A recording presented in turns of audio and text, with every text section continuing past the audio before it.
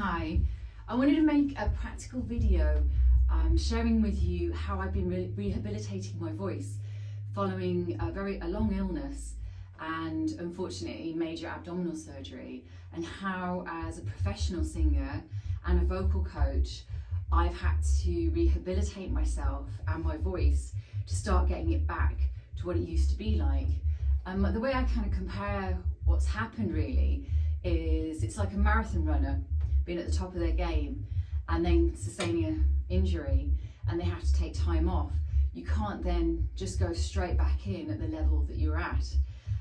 I've been back now for nearly over 3 months. And I've been working on my voice and getting the strength back up.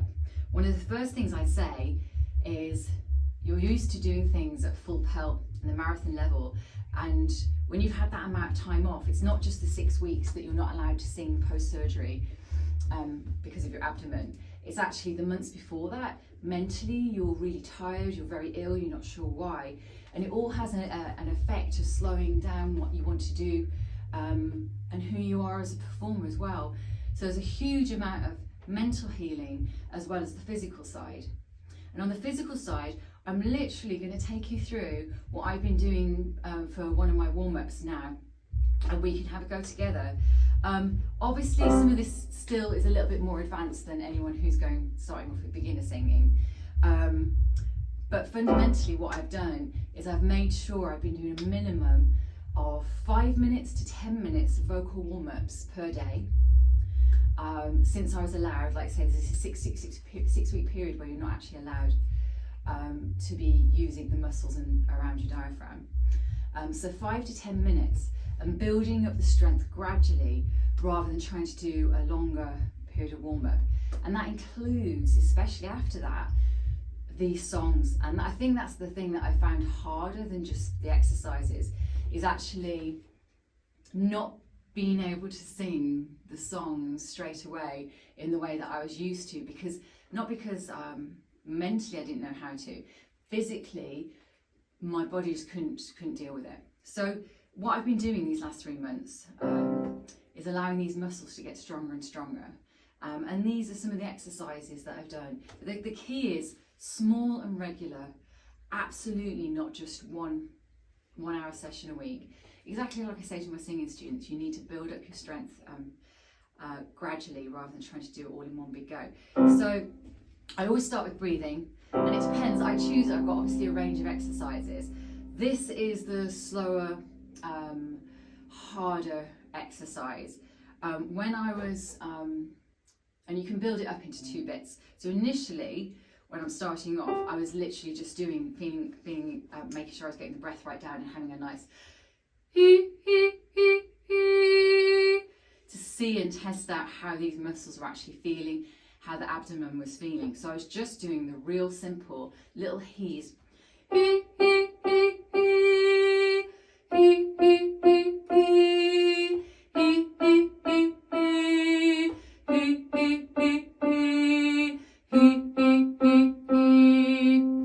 Very basic first half of a more advanced exercise, and as I've been improving, you then add in not just the feeling, how the muscles feeling as you're actually engaging the muscles for your breathing, but then also using the support.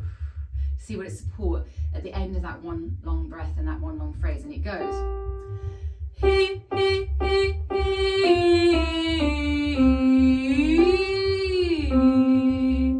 you've got all in one breath, all that exercise, and extending it.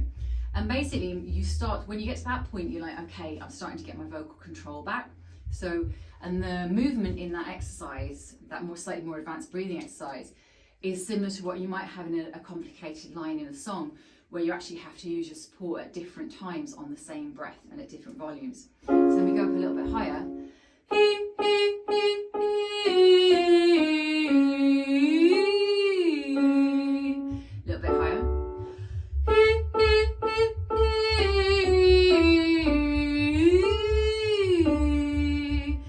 To remember keeping this lovely and relaxed in the upper body up here, while the support in the rib cage and the muscles is here.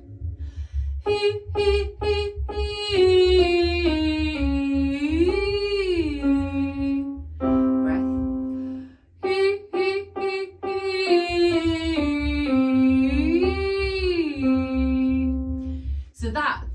breathing was a real shocker for the stamina in taking, that took quite a while. And I've played in here when I've been on my own as well, slowing it right down to see how far I could push it. And there's many other exercises I've been adding in, but that's a really good basic. Always breathing. Then it's relaxing the jaw and opening the back of the throat with a ya ya ya ya ya. It's a really broad stretch. Ya ya ya ya ya.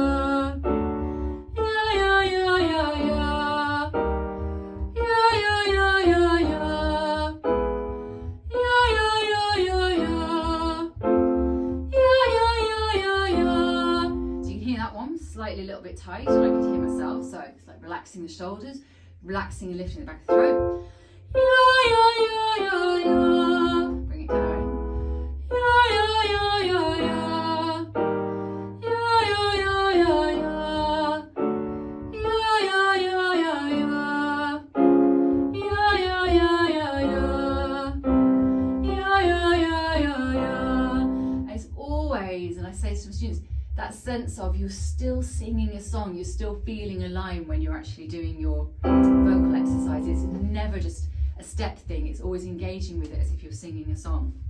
So that's helping relax the jaw. Then I move on to vowels. I've been in a variety of vowel exercises depending on what kind of challenge I want. If I've been looking at pure tone, I'll start down on this G. I go through the vowels, first of all mainly using just my tongue. Breathe. Breathe.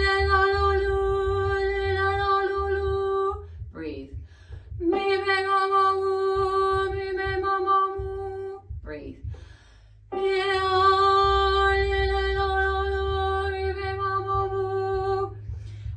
That was one, when I started working on vowels, really exposed the gaps that I'd had in not being able to practice and spending time. I always say, again, this to my students or anyone who's working on the voice, spend time playing around with the vowels. That's where you find your vocal sound. So it's that kind of really beautiful, trying to relax again on that one.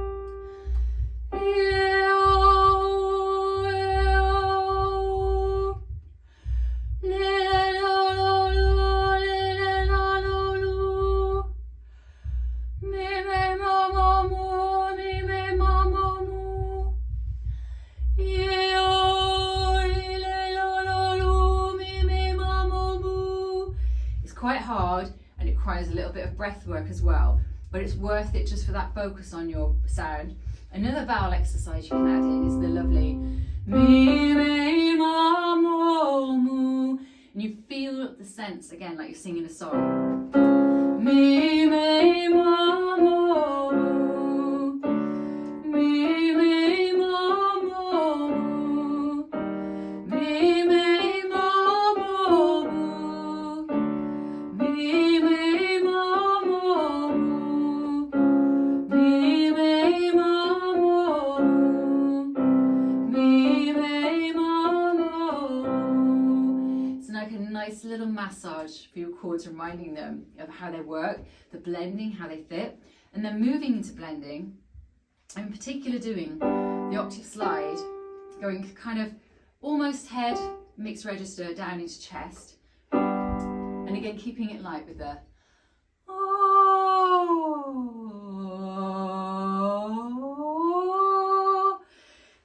that one. And even now I still feel with my abdominal muscles that they're still just building back up. You really feel them as they're helping support that air back up as you slide up.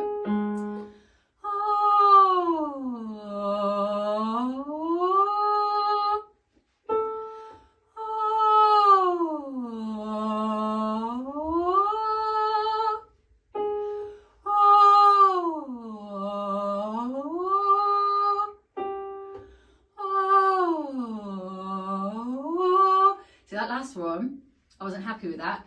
I was getting complacent there a little bit, and the air, I pushed it more from the upper part of my chest. You could hear it on that, so I've got to drop it back down in the concentration for the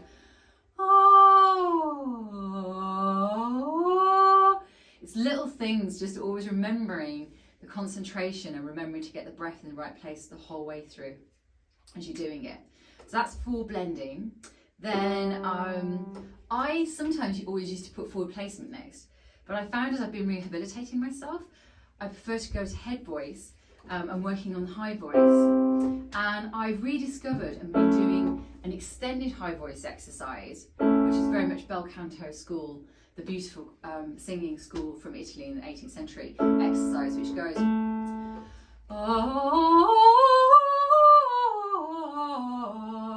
and the extra stretch into those top two notes really has helped me regain my high notes.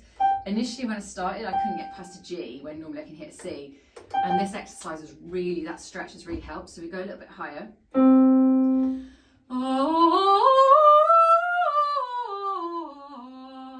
then you can add in extra vowels.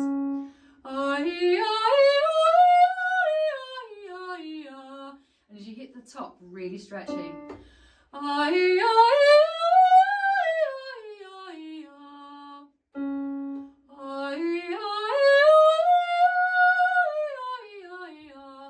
And it's such a beautiful stretch there. It makes you want to sit on that top note. It makes you lift your soft palate, use your support. It's a beautiful, beautiful natural stretch that comes from this really old 18th century exercise.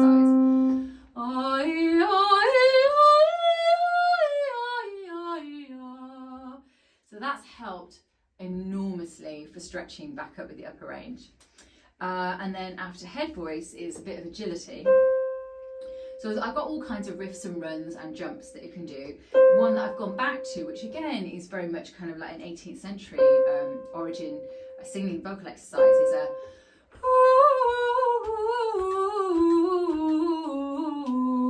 and it's one, it starts off in head voice. You have to do a little bit of blending, and you're basically doing 8 groups of triplets. And a little bit higher.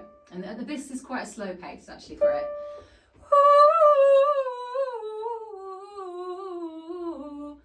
And then as you get comfortable with it, breath here, keeping it light. The key is always to hear every single note, then a bit higher. It's absolutely awesome for the flexibility, for like developing back into your riffs and runs.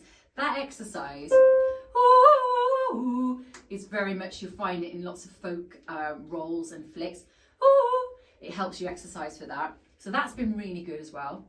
And obviously I have other riffs and runs exercises I've been doing, but that's a really cool one. And then I always like to have an alternate scale.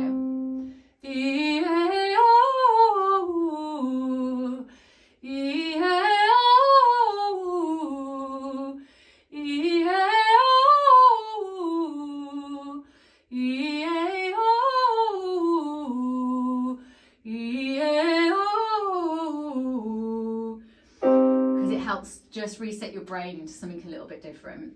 And then at the end, that's where I've been putting the forward placed exercise. So the sing, sing, sing, sing.